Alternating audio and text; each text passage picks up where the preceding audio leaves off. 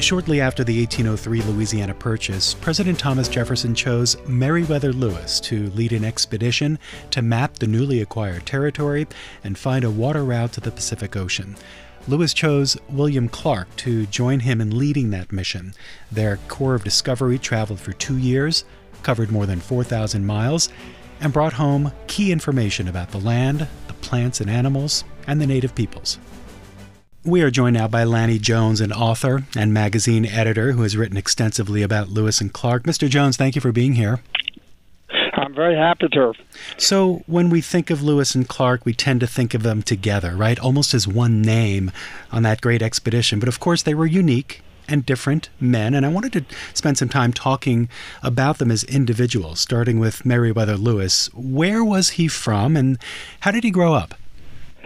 We're talking about Meriwether Lewis. Well, he was from Virginia, and he grew up in a wealthy enough family, and they were friends with the Jeffersons, and Lewis actually went to work as Jefferson's private secretary for a while, and so he was an affluent, educated, interesting individual. He was almost too interesting because he had some trouble getting along with people, and he was somewhat opinionated. I mean, he did not read the room well. Did he have a formal education? And on top of that, what kind of experiences did he have that would later lend themselves to this Corps of Discovery mission? Yeah, he was quite well educated. For some reason, I'm blanking out on the college, but I believe it was UVA, and much more so than William Clark, who grew up in a large, more frontier-like family. And Clark, we'll talk about him later, but he was the ninth of 10 children. On Meriwether Lewis, how did he first catch the attention of Thomas Jefferson? Because they were from Charlottesville, and they just got to know each other there. And then Jefferson, when he became president, initially hired Lewis to be his secretary and got to know him much better. You touched on his personality a little bit, Meriwether Lewis's personality. Tell us more about what he was like. Well, I mean, one of the things about Lewis is that he was a fanatic. He these days we would say he was on the spectrum someplace. He had great powers of concentration. He measured everything. He was a would-be scientist. So when he goes on the expedition, he writes down the name of everything. He brings out a tape measure and measures literally the height of an anthill. If he catches a fish, he counts how many scales the fish has, and he measures how wide the mouth of the fish is.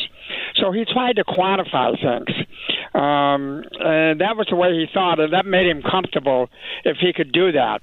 He was uncomfortable in a social setting and reading the room, and so he wasn't good at that, and that cost him later, because when he became governor of Missouri, of the Louisiana Territory, I should say,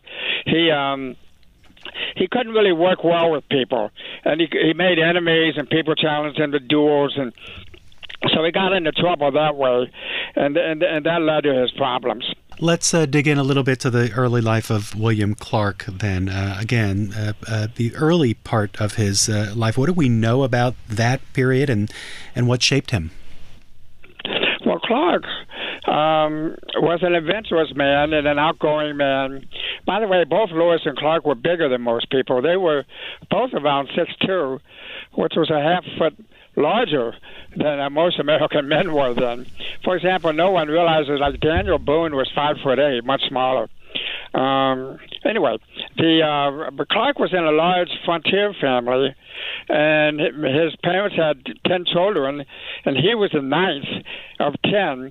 So he grew up in a big family. He had no choice. He knew how to get along with people, and so he did that very well. And his older brothers, two of them became generals in the Continental Army. That was the famous George Rogers Clark, his eldest brother, who was a hero, a military hero of the frontier. And so he was heavily influenced by them. And Clark the whole family moved from Virginia to Louisville, Kentucky. And so they were really living on the frontier. If I can add just one comment about both of them, kind of comparing them. Now, we tend to think of in legend as pairs of men as being opposites. So we have Abbott and Costello, we have Dr. Sherlock Holmes and Dr. Watson, and we have all of these opposites. But Lewis and Clark were both very intelligent, and they're not so much opposites as they were different. They were just different personalities, so you had to read them differently. And the men of the expedition, the 33 men they commanded, really respected them both, but in a different way. I mean, typically during the expedition, Lewis would be walking alone by himself on the riverbank, and Clark would be with the men in the boats, kind of commanding the actual voyage itself. Explain for us how they actually came together. First of all, did they know each other before Lewis asked Clark to join him, and were they considered friends?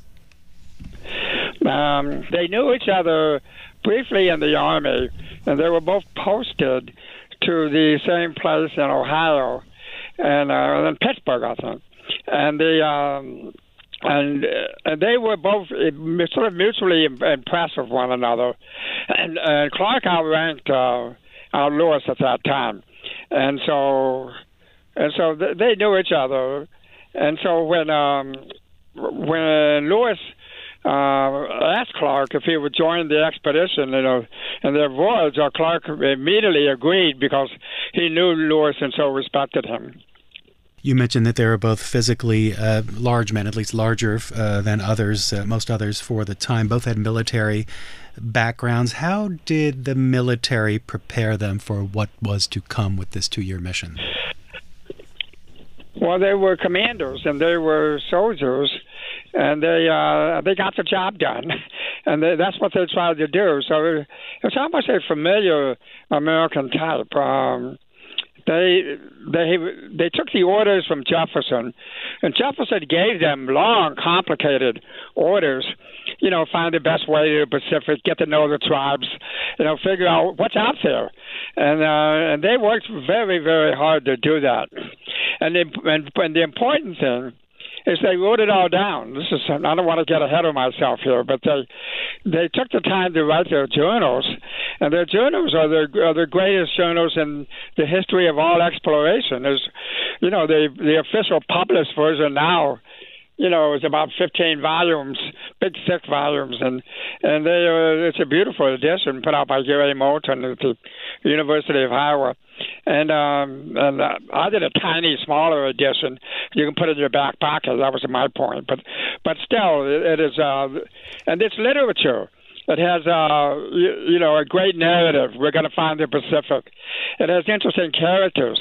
And so we have the two captains, but we have Sacagawea, the Indian woman. We have the baby. We have the various enlisted men with very interesting issues.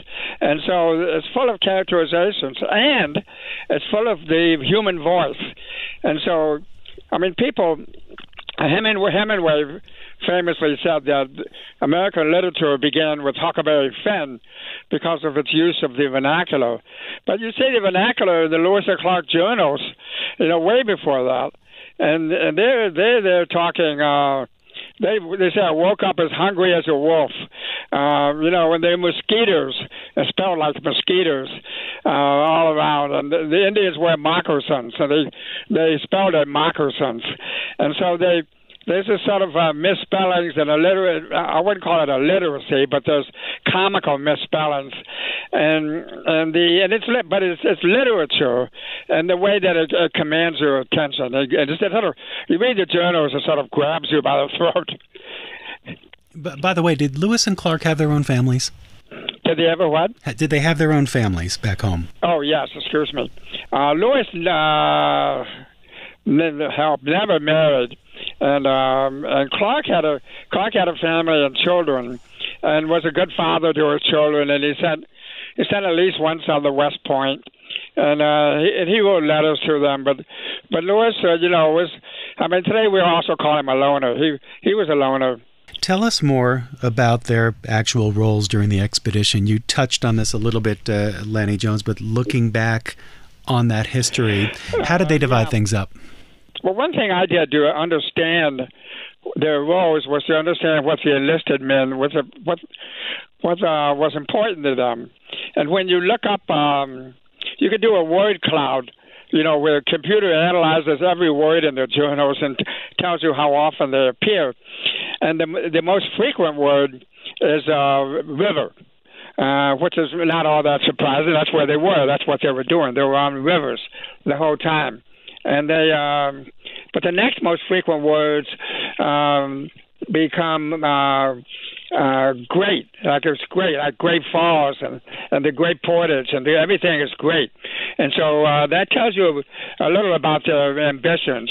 But then when you look at what the words the men used, a couple of enlisted men did their journals, and they talked only about Clark, and they say Captain Clark did this and Captain Clark did that.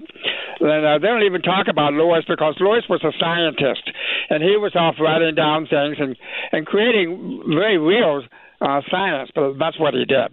They were certainly prolific writers in those journals. Lanny Jones, tell us more about Lewis and Clark as communicators in other ways while they were on their journey. I'm speaking particularly about any negotiations they had to have with the native people.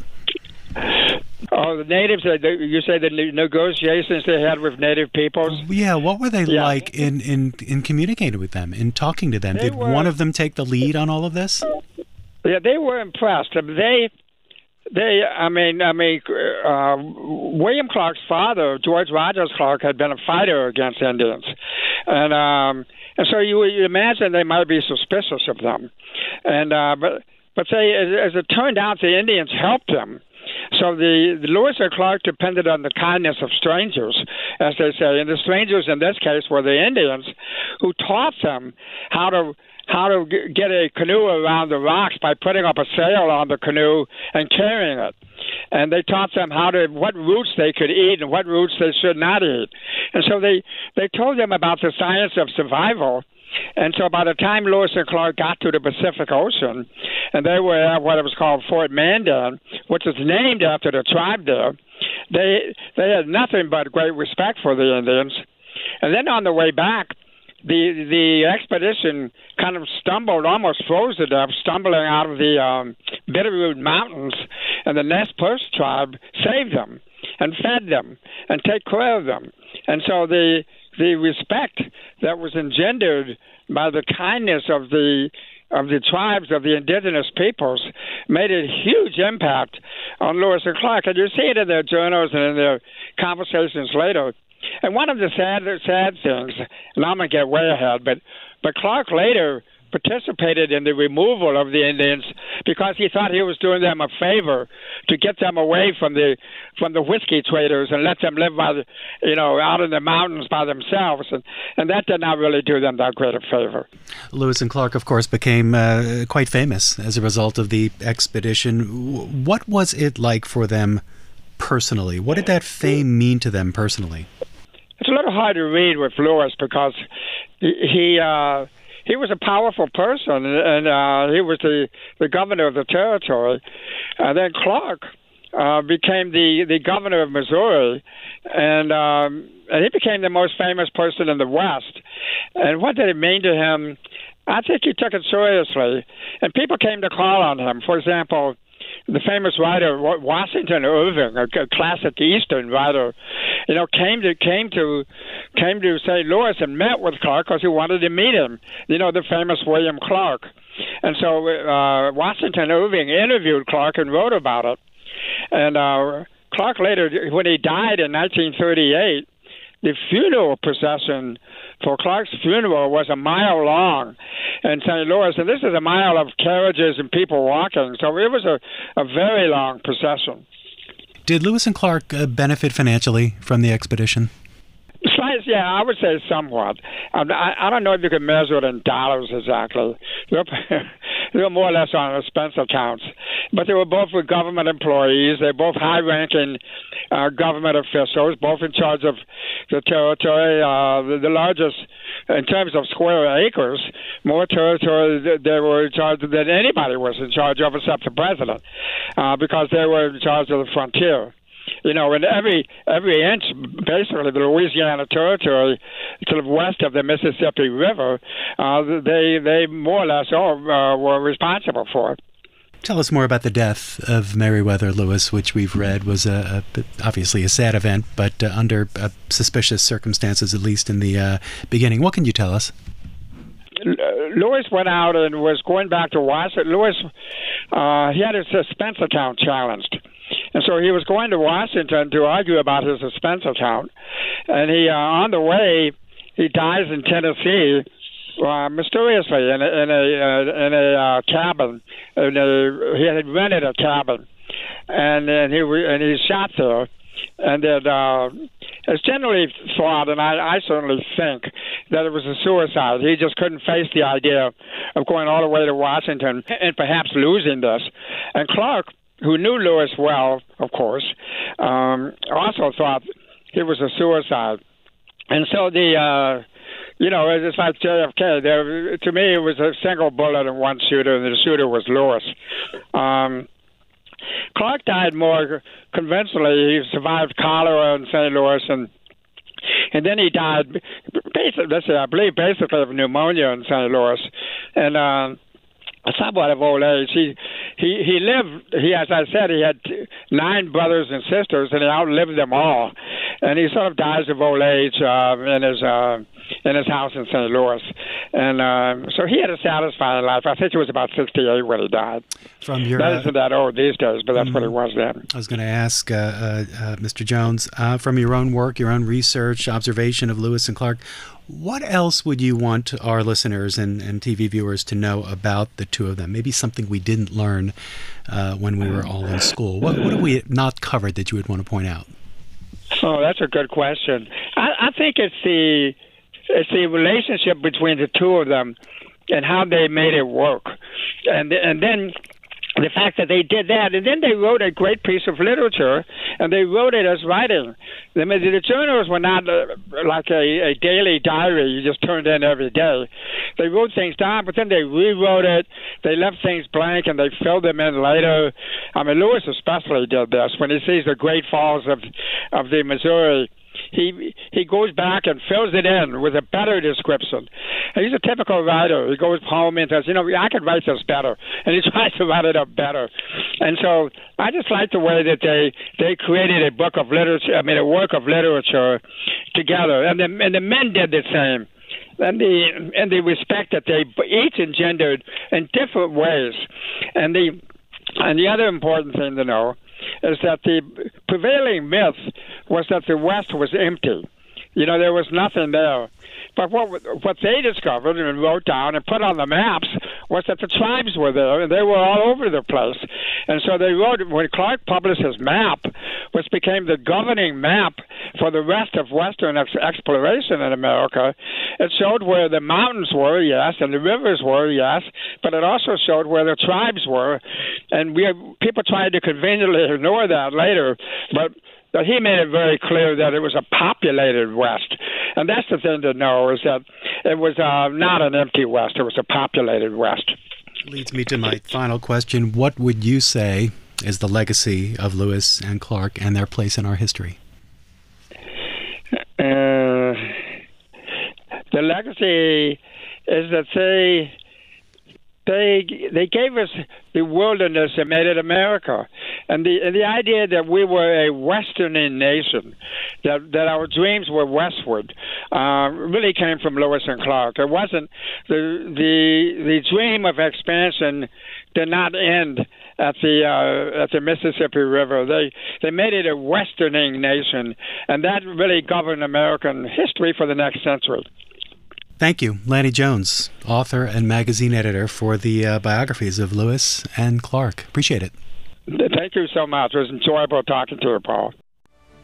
Thanks for listening to the Books That Shaped America podcast. For more information about the series, you can visit our website, cspan.org/Books That Shaped America. And remember to follow this podcast so you never miss an episode.